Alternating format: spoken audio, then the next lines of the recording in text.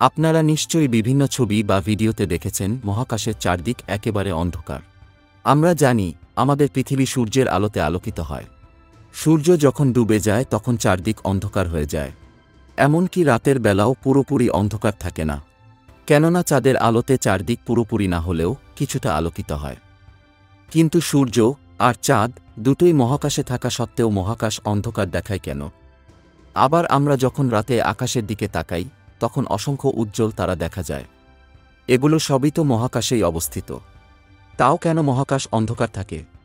রহস্যের আজকের এপিসোডের টপিক হল why our space looks dark. আমাদের পৃথিবীর চারপাশ বাতাসের বিশাল একটি আবরণ দিয়ে ঘিরে রয়েছে।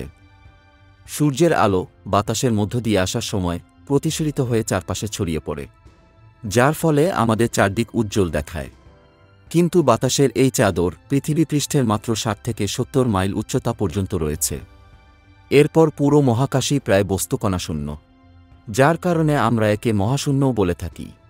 মহাকাশের চারদিক একেবারে ফাঁকা, সেখানে কোনো বাতাসের আস্তরণ নেই।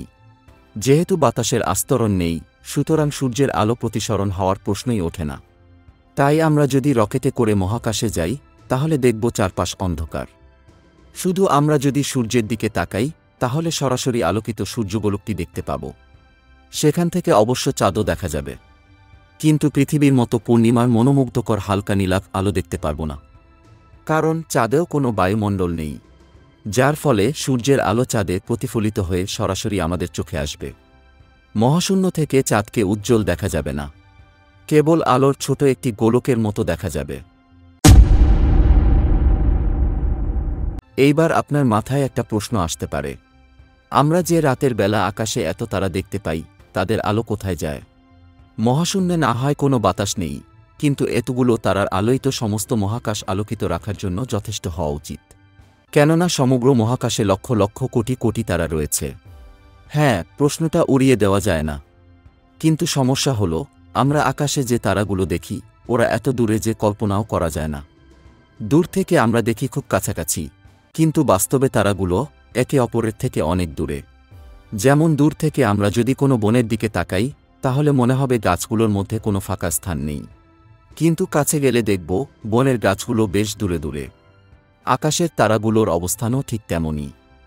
প্রায় 1380 কোটি বছর আগে বিগ ব্যাংয়ের পর থেকেই মহাশূন্য ক্রমাগত প্রসারিত হয়ে চলেছে। এ কারণে নক্ষত্রগুলো একে অপরের থেকে দূরে সরে যাচ্ছে।